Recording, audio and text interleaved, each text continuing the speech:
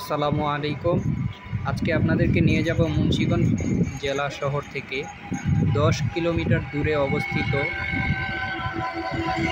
সোনারং গ্রামে।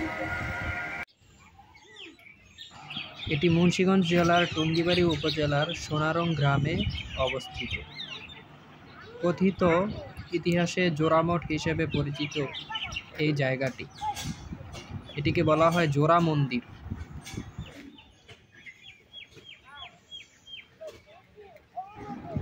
এই মন্দিরটি বাংলাদেশের অষ্টাদশ শতাব্দীতে নির্মাণ করে।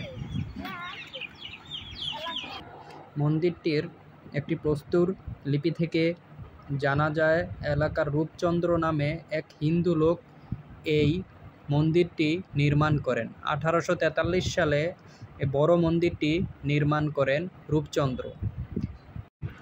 এখানে দুটি মন্দির রয়েছে এবং দুটি মন্দিরের ভিতরে ছোট মন্দিরটি নির্মাণ হয় 1886 সালে। আর এই মন্দির দুটো নির্মাণ করেন রূপচন্দ্র নামে এক হিন্দু লোক। এই গ্রামের সোনারং গ্রামের এক হিন্দু লোক নির্মাণ করেন এই মন্দিরটি।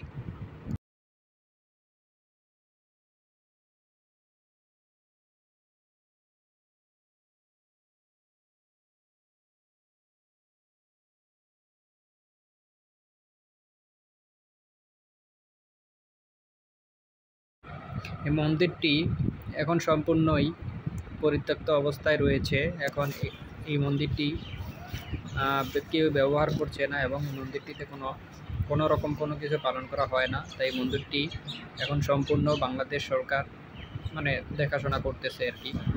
এই মন্দিরটির বয়স প্রায় 180 বছর অতিবাহিত। মন্দিরটি খুবই পুরানো আমলের এবং এই মন্দিরটিতে এখন কোনো প্রকার কোনো কিছু পালন করা হয় না, তাই এটি পরিত্যক্ত অবস্থায় পড়ে আছে। আর মন্দিরটি এখন প্রায় খুবই ঝুঁকিপূর্ণ অবস্থায় দেখা যাচ্ছে।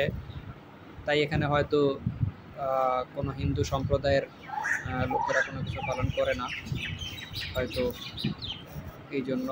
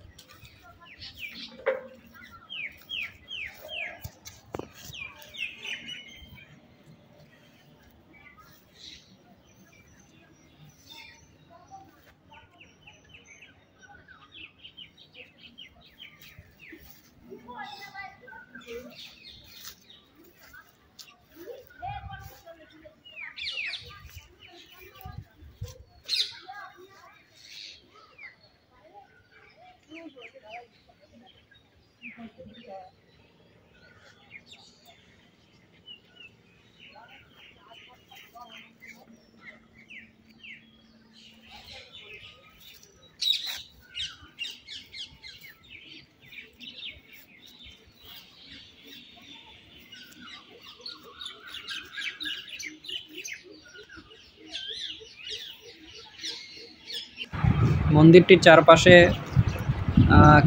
কয়েক বছর আগে যখন আসছিলাম তখন দেখছিলাম যে আসলে খুবই সুন্দর ছিল, পরিষ্কার পরিচ্ছন্ন ছিল। কিন্তু এখন হয়তো এটা ওরকমভাবে টেক কেয়ার করা হইতেছে না, তাই হয়তো এরকম অবস্থা রয়েছে আর কি। তো ওই মন্দিরটির পাশেই আবার দেখলাম খুব সুন্দর একটা বাড়ি এবং সাথে দেখলাম যে বাড়ির সামনেই ভিটাতে আর কি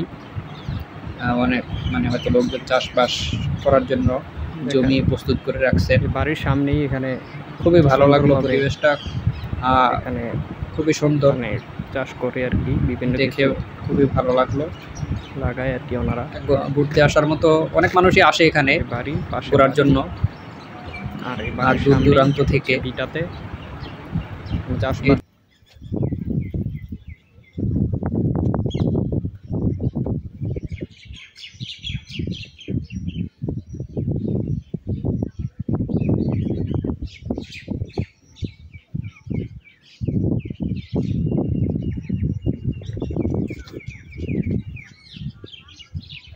মন্দিরের সামনেই খুব সুন্দর অনেক বড় একটা পুকুর আছে।